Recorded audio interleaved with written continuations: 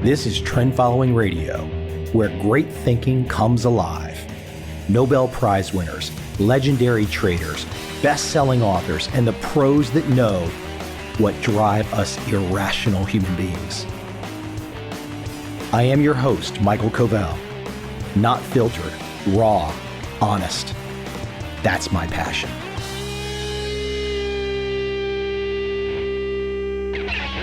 My guest today is Max Lugavere. He's the author of Genius Kitchen and the author of a lot of other books. New York Times best-selling, all that kind of fun stuff. Today, the topic, eating. What do we put in our mouth? What is the appropriate thing to put in our mouth?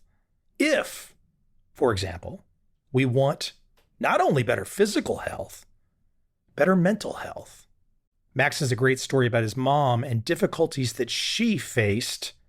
And looking back after she passed, Max has some wisdom about how perhaps diet could have changed her situation. Now, we're in a world today where nobody wants to be offended and everybody gets to have their opinion. And America has a major obesity problem.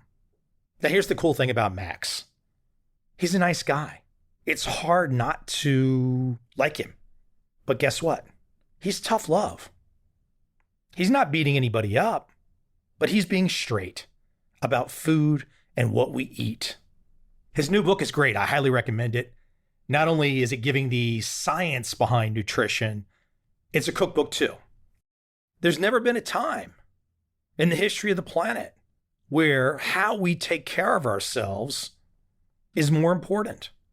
Coming out of a pandemic that has been driven by excess weight, I can think of no better guest to have on to discuss nutrition, eating, etc. than Max Lugavere.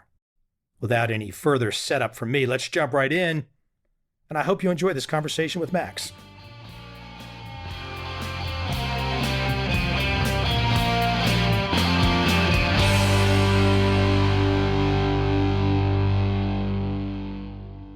Yeah, so Saigon, interesting place to be. You've never been, huh?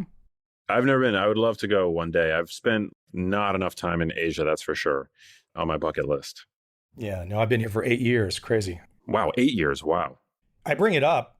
I was unfamiliar with your work, but to go through your work, I'm saying, well, what's controversial about this man's work? I'm looking for what's the controversial part. Be healthy, eat well. I'm like, okay, I live in World Health Organization metrics. I live in the least obese country in the world. And my home country, the one that you're currently in, is the most obese country in the world. So you, in your world, your direction, your path, you must want to pull your hair out all the time because you have done the deep dive. You know that so much of what ails America, especially if we look at the last 2 years, we know so much of what ails America is something we're doing to ourselves, isn't it? Oh, absolutely. I mean, today, 9 in 10 adults have some measurable form of metabolic illness, whether it's an oversized waist circumference, whether it's lipid dysregulation, whether it's poor glucose tolerance, which is your body's ability to manage glucose properly. We're all sick. I mean, to some degree. It's not even hyperbole at this point saying that. I wish it were, but by the year 2030, 1 in 2 of us are going to be not just overweight, but obese. Our problems are shocking and striking, and we're exporting them rapidly. I mean, I was looking today at the statistics of obesity in England, and they're not far behind. So this is definitely becoming one of our top national exports, the obesity epidemic. And I think it's owed in part to the fact that we've done so much good in terms of food processing, but also so much bad. We've industrialized our food supply to a point beyond which there's really no turning back. It's good in many ways. It's led to the fact that I can now, no matter where in the country I am, for the most part, go to a supermarket and find all types of animal products and produce 365 days a year. But on the other hand, it's led to this proliferation of what are called ultra-processed food products, which are really at the epicenter of the global obesity pandemic. These ultra-processed packaged convenience foods, which at least here in the US now make up 60% of the calories that we consume every single day. It is maddening, but I think that all is not lost. We're not without hope. My purpose in life really is, I think, to spread an optimistic message and to provide actionable insights and achievable insights for people, to illuminate a path for them, to show how they might right the ship should they so choose, because it is possible. It just takes a little bit of knowledge and then also the will to act on that knowledge, of course. Here's the controversial part I see in your world, my analysis of your world. If I look at the last 2 years in particular, I think everyone knows by now that coming into the pandemic, certain physical states put one at much more risk. This is not flamethrowing anything. Everyone knows this by now, that obesity was a major comorbidity and all the diseases that go with obesity. It makes me upset that instead of so much of what's happened in the last 2 years, maybe empty talk from leaders and whatnot, not just having someone like yourself come out and talk about health and eating. I dropped 20 pounds during the pandemic. I got scared because I was like, oh, it looks like this is a higher risk situation for having excess weight. But why are we not in a situation where a voice like yours was not heard more during this time? From my vantage point, because I like to follow both sides, I will routinely put on and go back and forth between Fox News and CNN, for example. I like to hear both sides of the story. But this is something that us in the wellness community have been sounding this bell for 2 years at this point. Now, some will argue that many people in the wellness community, and I think that this is true actually, have used the pandemic to exploit their own, or rather to promote their own work, to sell their own books and the like. The pandemic was a great opportunity for opportunists to sell diet books and the like, because from early on we saw that upwards of 75% of the people in hospitals were overweight. You can go to any bookstore these days and find shelves packed with diet books. That's true. However, there's no denying the fact, as you mentioned, that people that were getting the sickest, that were most at risk for COVID severity and mortality, had minimum of 3 comorbidities. And many of these comorbidities, when you go down the list, they're lifestyle driven. They're mediated by our diets and our lifestyles.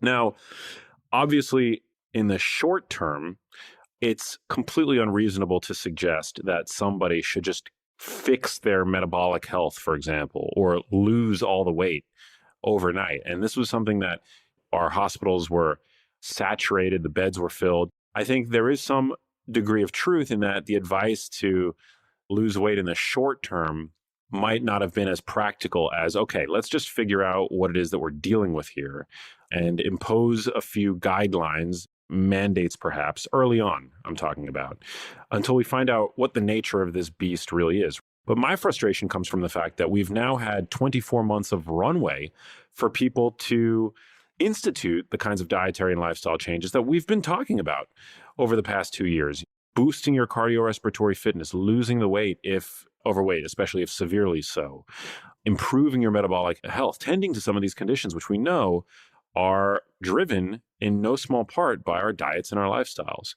Yeah, I mean, it's definitely something that we need to be talking more about. Our media has done a terrible job of promoting this idea that your diet and your lifestyle matters. It's just been pounded into our heads, mandates, vaccines, and so forth. Where has the messaging been about diet and lifestyle and how effective it is towards boosting body autonomy and metabolic resilience?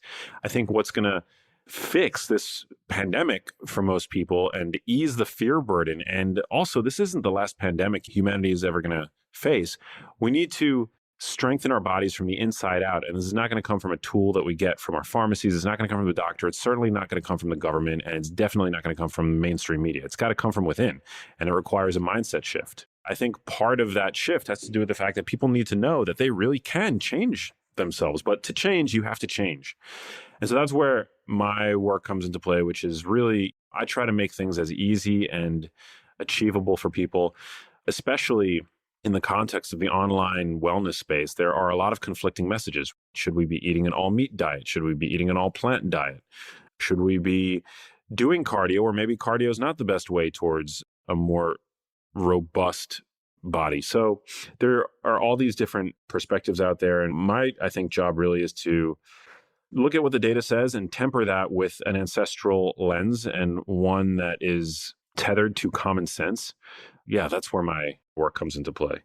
One of my frustrations in the last 2 years, being in a place like Vietnam for most of that time.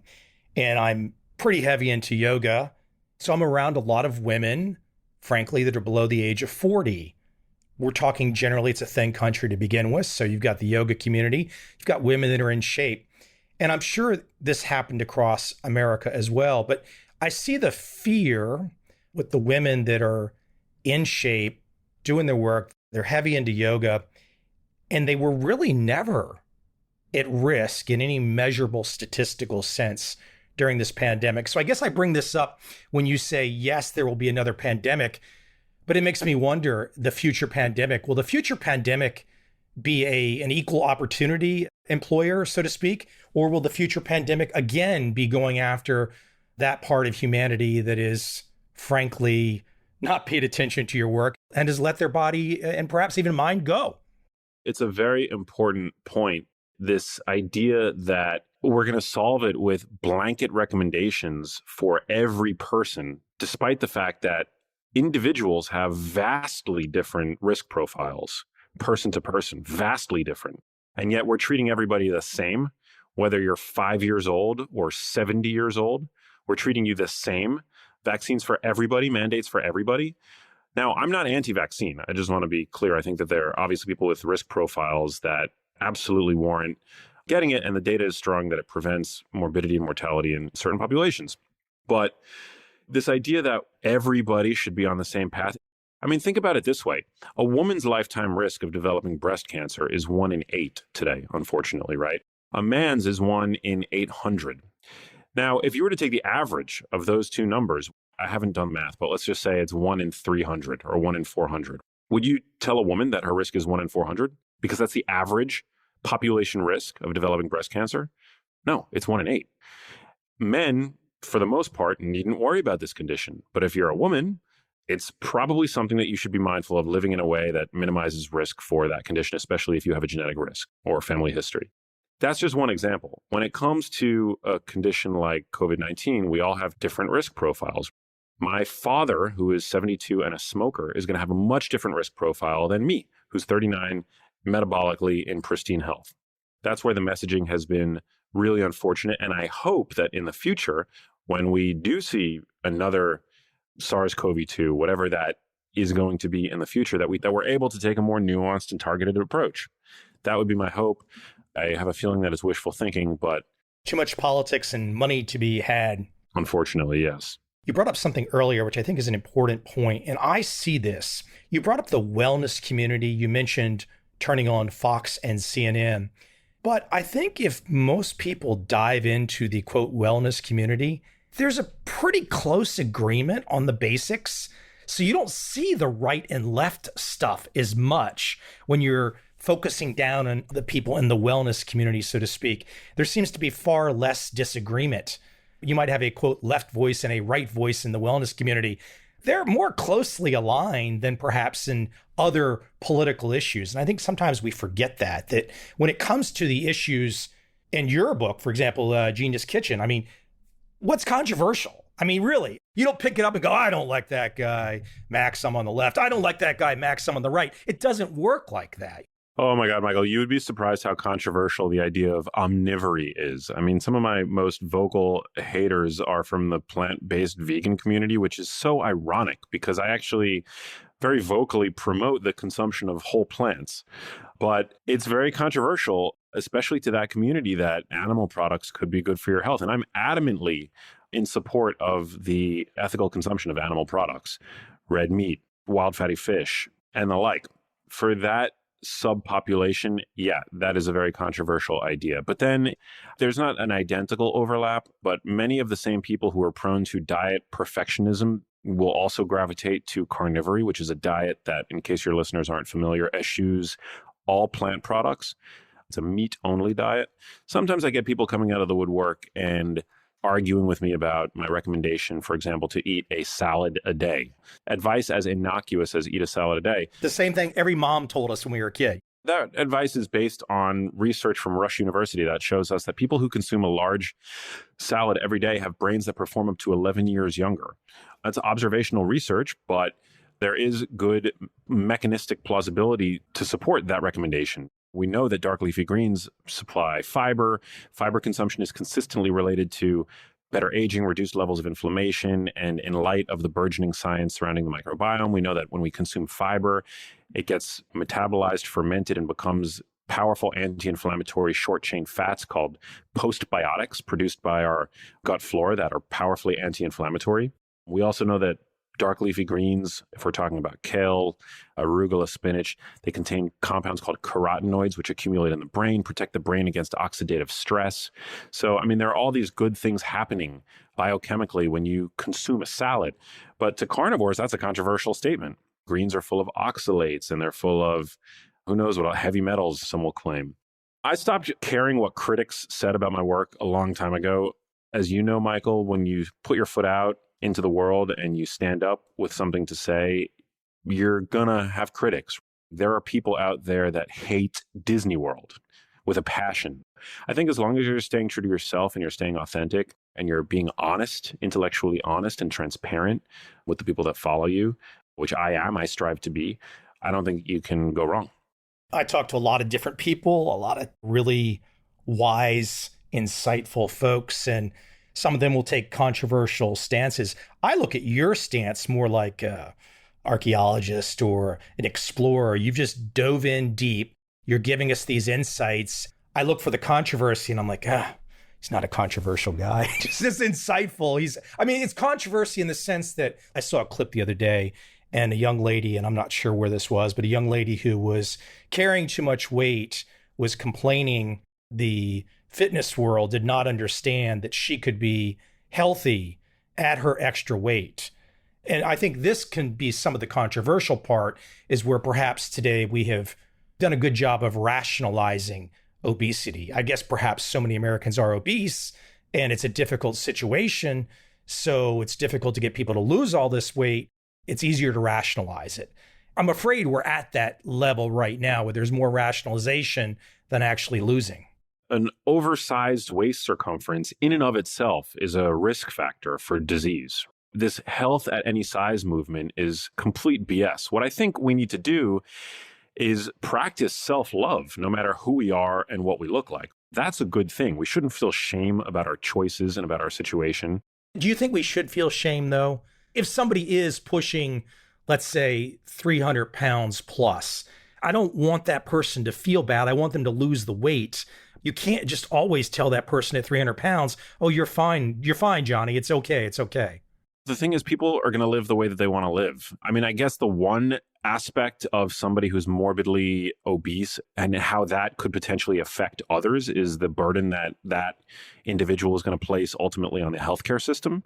Other than that, if you want to be obese, provided it's informed consent and you're aware of the risk that you have for all of the other comorbidities that come with that, then by all means, I mean, if that's the way that you want to live your life, live your life. So no, some people who are very overweight, people lower on the socioeconomic spectrum are at higher risk, people who live in food deserts.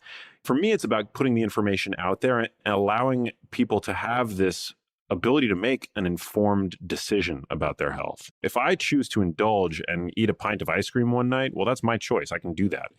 I know that one pint of ice cream here or there isn't going to do much to my health. But I do know that if I eat a pint of ice cream every single night, I'm going to face repercussions from that. And if I choose to do that anyway, well, that's the decision that I've made for myself. I've had the tremendous privilege of getting to go many, many times on the Dr. Oz show, the Rachael Ray Show.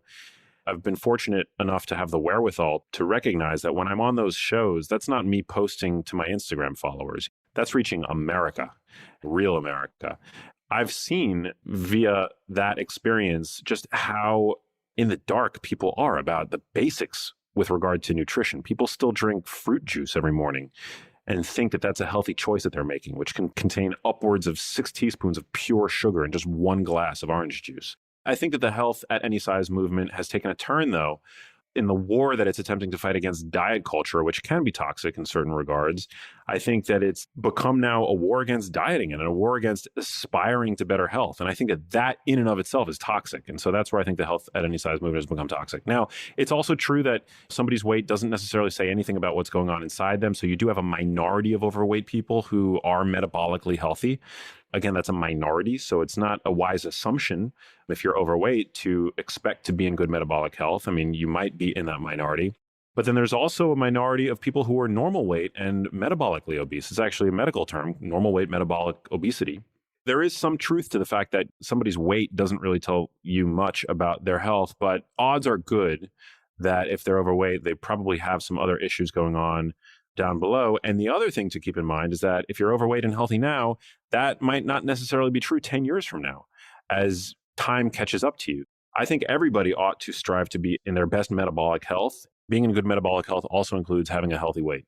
You brought up a lot of things there. I think a key point that you made there, you didn't say it exactly, but you talked about if somebody wants to, in America, home of the free, if somebody wants to take the opportunity to live at an increased weight, as long as they don't put the burden on society. And I think that brings up the incentive issue you mentioned earlier, and I didn't take it as cocky when you said it. You mentioned being in perfect metabolic health, but you don't really get a benefit for that in the healthcare system in the States, meaning in the sense that you should be incentivized, but the healthcare system doesn't really incentivize you. And I mean monetarily, meaning if you, Max, are going to take the time and the effort to get to a certain condition that we know statistically increases the odds of your health, lowers the odds of you being a burden on society, then you should pay less money. We don't have that in the States, and I'm sure there's political reasons for it, but I would love to see that where the person that does give it their best effort gets rewarded for it. I agree with you. I haven't thought fully through this. And so for me, it's kind of like a half-baked idea. But I do think that that sounds, at least on first glance to me, smart to have some kind of financial incentive for people to go to the gym 3 to 5 days a week, check in somehow. Meet some measurables of some sense. Yeah, I couldn't agree more with you. I think that that's a great idea. Let me shift it to something more personal with you. And I think a lot of people will relate to this because I'm sure everyone's had somebody in their life where it was a parent or a family member. One day you were talking to him and you realized something's not right. This person's slowing down. Or I said something to them 5 minutes ago. They're asking me the same question now. And then 5 minutes later, I'm getting the same question. And they've got a look on their face that says they have no idea they asked that same question 3 times in 5 minutes. You've got a story you're going to tell us. Why don't you explain what happened with your mom?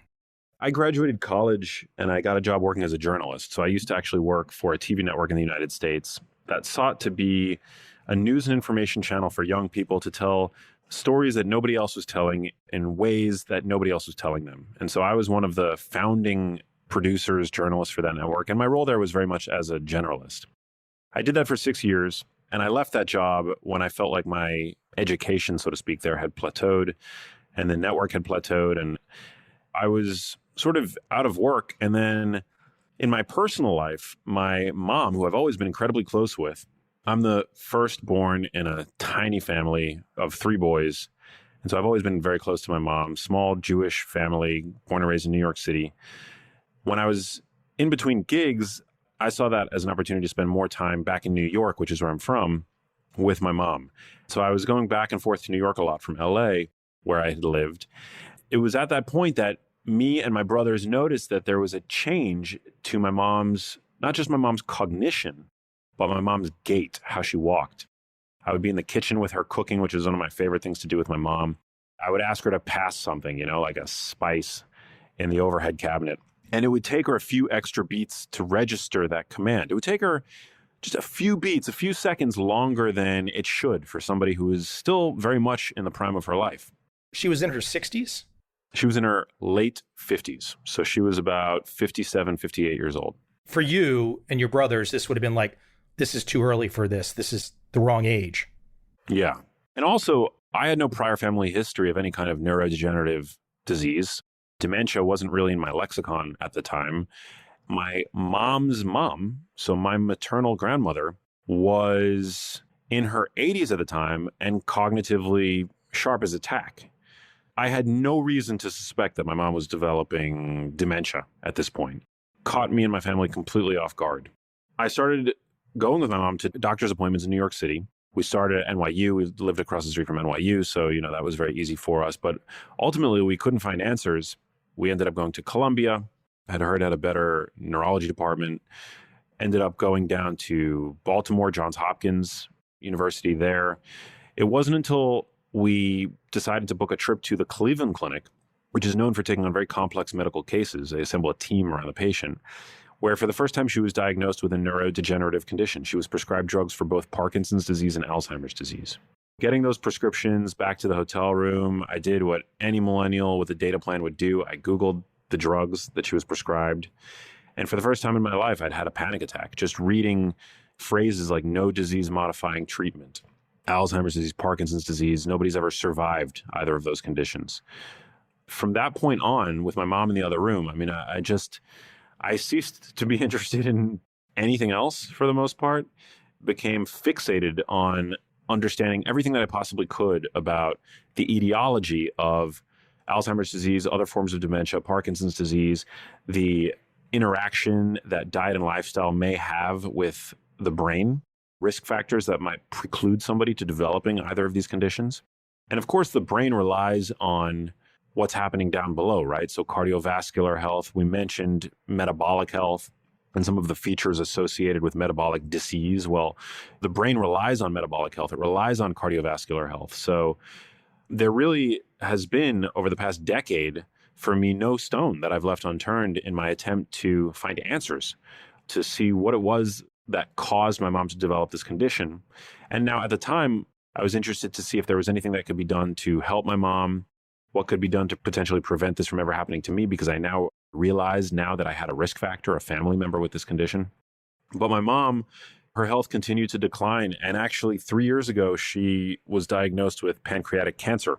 She passed away 3 years ago. It's become my mission in life, my purpose. It's a question that will continue to, I think, plague me until the day that I die, trying to understand why this happened to my mom. I mean, I hope that it doesn't happen to me, but at this point, I've dug deep into the medical literature. I've been able to collaborate with some of the top researchers in the field. I've been able to publish, of course, my books, but also for academic audiences. I was able to co-author a chapter in a professional textbook for clinicians on the clinical practice of dementia prevention. So it's something that I've become deeply immersed and invested in. Let me ask, though, so now that you've been through this tough experience, you've done the deep dive on the medical literature, the health literature, educating yourself, what can you pass on in terms of observation about your mom? Meaning, did your mom live certain behaviors that you think in hindsight were not good for her? Or was this more just random? What have you been able to piece together? All I'm able to do is observe retrospectively. By virtue of that, I'm using the tools of observation. I'll never know for sure what contributed to my mom developing this disease, but some of the observations that I've made are the fact that my mom was of a generation that didn't really value physical exercise the way that people do today, and fitness. I mean, certainly some people exercise in her generation, but very much a niche pursuit. There wasn't a wellness community trend, whatever you want to call it, like there is today. My mom exercised, I think, very seldomly, and when she did, it was to burn calories because, like any woman, she was, especially of her generation, she was body conscious. She ate a certain way, and also she never resistance trained, ever. It was just, if she exercised, which was seldom, she did mild to moderate aerobic exercise. She ate a certain way. So my mom was largely pescatarian for the vast majority of her life. She never ate any red meat. She steered away from dietary sources of saturated fat and cholesterol because, ironically, she was very concerned about developing heart disease. For as long as I can remember, my mom was concerned with developing heart disease because she believed that she had it in her family lineage, which I don't actually have any evidence of that personally that I've seen. But according to her, that was something that she was afraid of. And so whenever the mainstream media would publish anything on how to prevent heart disease, she would follow that to a T. The dietary dogma of the prior 50 or so years has been to avoid saturated fat and avoid dietary cholesterol if you want to avoid, or at least reduce your risk for developing cardiovascular disease. So I never saw my mom consume any eggs. I never saw my mom eat any red meat. She would eat lean, skinless chicken breast on occasion for the protein and occasionally also some fish. It wasn't just heart disease. My mom was a big animal rights advocate. She was highly incentivized to not eat any animal products. We now know, for example, that egg yolks are essentially a cognitive multivitamin. They contain a little bit of everything. Superfood, right? Yeah, a superfood. And we also know that dietary cholesterol has very little impact on our serum cholesterol long term. So that was, misguided advice that my mom strictly adhered to for the majority of her life. We know that red meat is rich in a number of nutrients that are important for good brain health. Now, you don't need to eat eggs. You don't need to eat red meat. But what I've been able to do is look at my mom's dietary pattern over the years and see where she might have picked up some nutrient deficiencies, where she could have perhaps optimized. And her diet was pretty saturated in grain products. For many years, we had the food pyramid here in the United States, and that thankfully has been retired. We now have the My Plate paradigm, which is not that much better, and I'll explain why. But the food pyramid implored us to base our diet literally around grain products. Eat a loaf of bread a day, right? Yeah, eat a loaf of bread a day, 7 to 11 servings of grains per day, right? Half of which could potentially be refined grains, and you'd still be adhering to the guidelines. So my mom ate a lot of grain products, which she thought were perfectly healthy. And I mean, in fact, if it had a Red Heart Healthy logo on it in the supermarket, that's what my mom would go to town on. And she thought that she was doing the right thing by her metabolic health, by her cardiovascular health. Today, we have the My Plate paradigm, but still, depending on calorie needs, the USDA still advises to consume up to 10 servings of grains per day. Again, half of which could be refined grains. And a serving of grains, according to the USDA, could be a slice of bread. So it literally says, again, depending on calorie needs, that you should be consuming up to 10 slices of bread a day, half of which being Wonder Bread. It's no wonder that our population is so confused from the standpoint of nutrition when you have dietary dictates like that coming from our most quote unquote credible nutritional authorities. Let me add a little more grist to the mill here. I'm the son of a medical doctor, and I remember, so I've got about 10 years on you, but I remember back in the day when I was a kid, I can't remember at what stage it was, but okay, let's put all of America on statins. That was one of the first things. And then I remember very specifically my father imploring upon the household, okay, no more eggs and no more butter. This is bad for heart disease. I think I'm probably the only person in the family, two sisters, parents, whatever, the only person in the family who religiously stuck with eating eggs. I don't necessarily know why I did. Maybe it was just personal results and whatnot. I still very specifically remember that. Let's get rid of the eggs and get rid of the butter. This is bad for heart disease. Butter is actually an interesting food. I'm glad you brought it up. Butter is actually one of these foods that I really love, the taste of butter, and I certainly use it. But butter is unique among dairy products because the way that it's created disrupts a network of proteins and phospholipids called milk fat globule membrane, which actually makes butter more prone to raising levels of LDL in your blood than any other dairy product. Actually, when we see observationally that full fat dairy products are associated with better cardiovascular and better metabolic health, with the exception of butter, which is very interesting.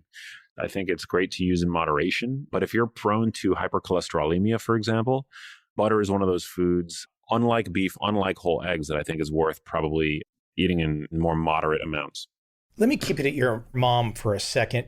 Do you feel like now, with as much work that you've done, do you feel like, and you gave some examples of her eating habits and whatnot, one will never know because with these types of conditions, it could just be random. I mean, that's statistically, something can be random. It might not have anything to do with anything.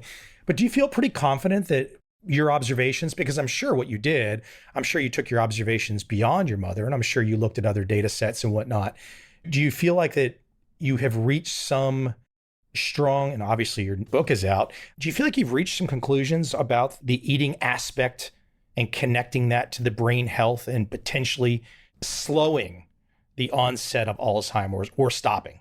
I think so. And unfortunately, I'll never be able to test that hypothesis. But I do think that if my mother had had a more balanced diet, had embraced a lifestyle that integrated more physical exercise, which we now know is medicine for the brain, I think that maybe she would have been protected, or at least maybe it would have developed later.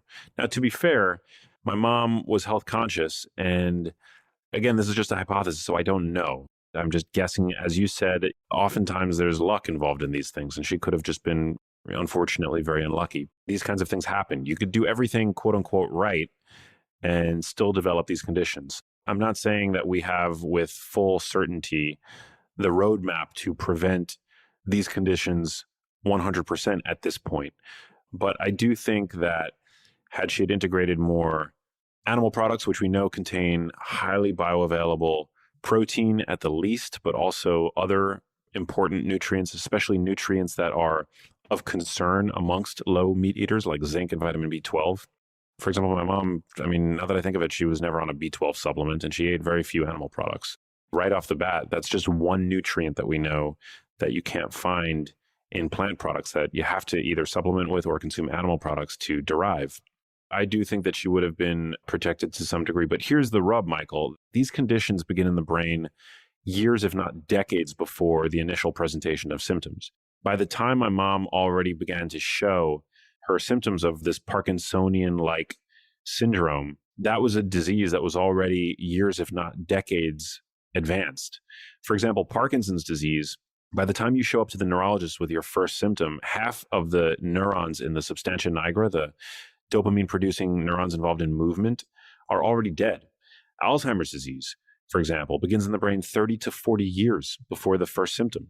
That's why, for me, this is something that my aim is not to get this message out to senior citizens.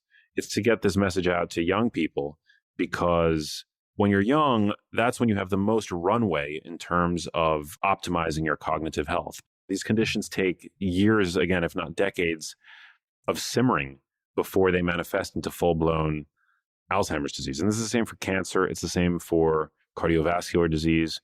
So my hope is that people read my work, follow my recommendations, and buy themselves potentially an additional year, 5 years, decade even of cognitive health. I don't have all the answers, but we do have lots of data now. We have data from one of the most important trials. It's called the Finger Study out of Stockholm, Sweden, the Karolinska Institute. It's the world's first ever large population, long-term randomized control trial showing us that even in people at advanced age with at least one risk factor for developing dementia, adhering to a healthier dietary pattern and lifestyle regimen, people are able to significantly reduce their risk, essentially prevent their own dementia at advanced age. We know that for people who fix hypertension, people with hypertension are at higher risk for developing dementia, and also a condition called mild cognitive impairment, which is considered pre-dementia. We know, thanks to the Sprint Mind trial, that people who aggressively treat their hypertension in this trial with medication, they see a dramatic risk reduction for developing mild cognitive impairment. A number of really high-quality meta-analyses have come out over the past couple of years showing us that exercise is just as effective as medication for normalizing blood pressure. That's where I think all this data, it's so crucially important. But the earlier you can begin, the better. The point that you're making is that we have so much more control than we imagine. We have the ability to map out a physical life. It doesn't mean it will go the way that we want necessarily. Something random could happen, lightning striking, a car accident. But statistically speaking, we have a lot more control to set the foundation for where we go. And my goal, I'll tell you what my goal is. My goal is real simple. I want to be able to run a 100-yard dash in under 20 seconds at age 100. That's it. But you got to be crazy like that. You got to say, what is my crazy goal? And is it possible? Well, I know it's possible because there's 100-year-old guys on YouTube doing it. To me, that's the way to look at life, is to say, okay, I can see all this work Max has done. He's telling me what I should put in my fridge. He's explaining the nitty gritty details of all of these different types of foods, from vegetables to meats. We have this control, but I think a lot of people don't think they have the control. A lot of people think that they don't have control. And there are variables, of course, that fall outside of people's control, but these are called non-modifiable risk factors, for example. You can't control your age. You can't control your genes. But there is a lot that you can control. You can control your metabolic health. You can control the way that you're eating. What's in your refrigerator? You can control what's in your refrigerator. Yeah, you can control your activity levels. You can control to some degree your sleep. Maybe not if you're a new parent, for example, but there are still things that you can do. in terms of optimizing your sleep, there's always something that you can do. And for most people, the biggest wins are going to come from the low-hanging fruit.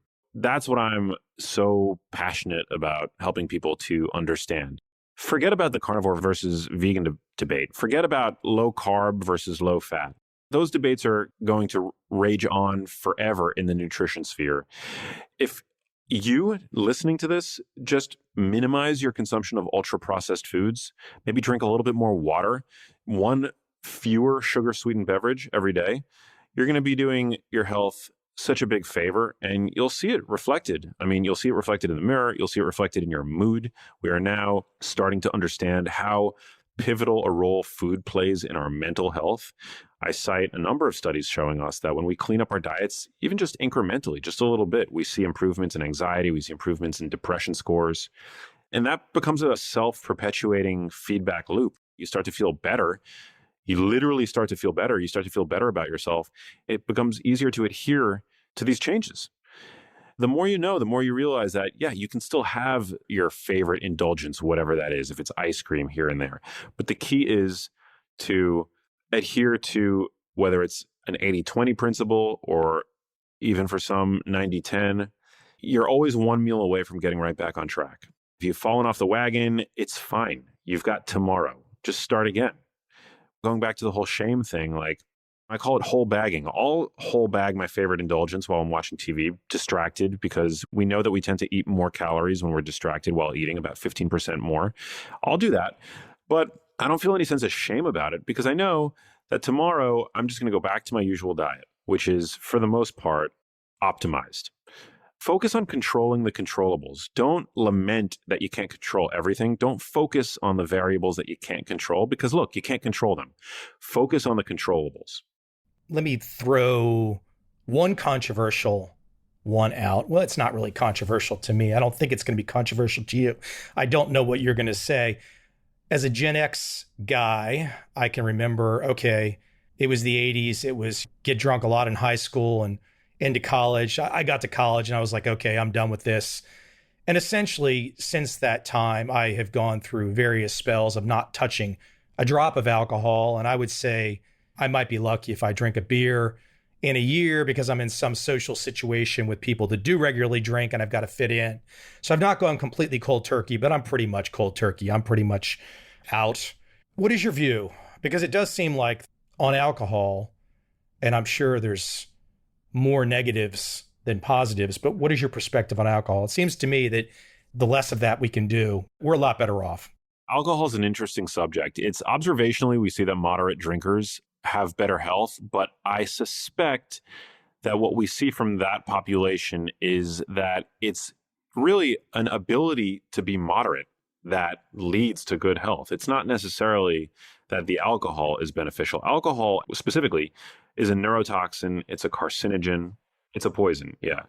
For some people, I think that the benefits may outweigh the risks. For example, if alcohol is a way for you to de-stress, it's not the best way to de-stress, but maybe alcohol for you, a glass of wine every night, is helpful. Better than Xanax, maybe. Better than Xanax, or better than nothing. It's not the best way to diffuse stress, but there's that. Maybe people who drink moderately, they have richer social lives. Moderate drinking could be a surrogate marker for other beneficial lifestyle habits, for example. Also, if you do drink alcohol, but you don't overdrink, again, that's just a sign that you're able to be moderate. I know that people, regardless of what they hear about the potential harms of ethanol consumption, are still going to imbibe. The best way to drink, in my opinion, based on the data and the science and just biology, is to make sure that you're sobering up before you go to sleep, because one of the biggest harms that alcohol can have is to your sleep. It decreases sleep latency, so it shortens the time that it takes to go to sleep. We all know that. We love having a nightcap because it reduces the amount of time that we're spent tossing over in bed before we actually get to sleep. No REM sleep if on alcohol, right? Right. So it does compromise sleep quality negatively. You definitely want to make sure that you're sober before going to sleep. And you also want to make sure that you're hydrating while you're vibing, because the solution to pollution is dilution. By drinking water, especially water, if you're able to add like a sprinkle of salt to it to replenish electrolytes, really great way of counterbalancing the alcohol that you're ingesting. But if you're talking to young kids and it's just you in a room and there's no cameras, there's no mics, there's no me asking you questions, and young kids are asking you, hey, Max, what's your opinion about alcohol? Should we ever start drinking? I'm sure you're going to say, no, it's just not worth it. I would say no, but of course, I like to be transparent. I do enjoy a glass of wine here and there. Probably drink 1 to 2 times a month. If I'm at a good restaurant and there's a great bottle of wine going around, I do find it to be fun sometimes. Again, it's informed consent. I know the risks. I'm able to be moderate in my consumption of it. I've never had a problem with alcohol. I don't need it. So for me, I make a conscious decision when I'm drinking. Is this alcohol going to punctuate the occasion? Is it going to serve as an exclamation point on what it is that I'm already experiencing? Or am I using it, which I don't do, but maybe when I was younger, is this something that I'm using to numb myself for some reason? Maybe it's because I'm in a bar that's too loud and I'm having to entertain people that I don't really like that much. And I'm using alcohol to numb the fact that I'd much rather be home right now. And I'm not. I just don't put myself in those kinds of situations anymore. And if I did end up in one of those situations inadvertently, I wouldn't drink. It's important to be mindful of all of that. Now, if you're able to have a healthy relationship with the drug that is alcohol, then by all means, enjoy it seldomly. But just keep in mind, it's not a health beverage. The amount of antioxidants in red wine is negligible. And at the end of the day, alcohol is a carcinogen and it is a neurotoxin. So if you can get by without it, by all means do it. But there are healthy ways of drinking, or healthier ways of drinking.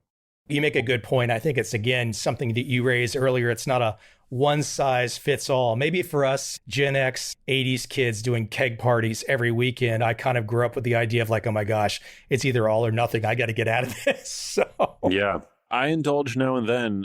It's very infrequent. And again, it's informed consent. My long-term plan probably doesn't include alcohol, but I don't like to be dogmatic about anything. If I'm traveling and if I'm in a villa somewhere in some exotic location and there's a great bottle of wine, I will, of course, enjoy it. When in Rome, sometimes, that's the way it works. Except when I'm in Asia and the Asian guys want me to drink some crazy fire water, I'm just like, guys, no, I'm not going there. I don't know what that is and where it came from. I'm not Bourdain. Sorry, I can't go there. Hey, cool stuff. I really want to implore upon people too, with your new book, Genius Kitchen. You get into the nitty gritty of meats, vegetables, all different types of foods. I've ran down all the list here. I mean, you just get into so many things. I thought one of the most interesting, just random facts that I saw, the plants grown under harsh conditions infer benefits to us that might not come from other plants grown in not so harsh conditions. So you really get into this kind of nitty gritty that people are going to have to jump into. It's fascinating stuff. So great job. Again, the book, Genius Kitchen, people are going to have to check it out. It's a fun path to go down, especially as people get older. They start to realize, well, gosh, I brought up the word control. What can I control? And this is a great book. Your path, your life path is a great direction for people that are interested in that question. What can I control? And I think you do a great job of helping people with that. You're getting 2 books in one. It's half cookbook, easy to prepare recipes using low cost, highly nutrient dense, highly accessible ingredients that are going to boost your brain health, help you feel satiated and full so that if your goal is to lose weight, you can do that too.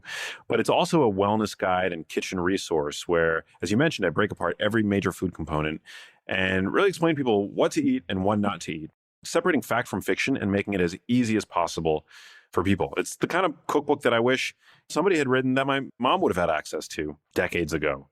Yeah, thank you for the opportunity to discuss it. I'm very proud of the book, and I hope people enjoy it. Max, where can we send people? Where can they come find you if they want to chase you down, maybe reach out to you? Who knows what? Is there a place that's the best way to go to check you out? Yes, I'm very active on Instagram at Max Lugavere, and that's spelled Lugavere. Genius Kitchen is available everywhere. You can go to geniuskitchenbook.com to get direct links to the various stores. I host my own podcast. It's called The Genius Life. If you're interested in health, science, preventative health, nutrition, fitness, all that stuff, come over and give us a listen. We've got some great guests and stuff. But yeah, I'm active on Instagram. Say hi. Max, cool stuff. Thanks for coming on. Keep me posted on future books and future works. Thank you so much, Michael. And if I'm ever in Saigon, I'll definitely have to come and look you up.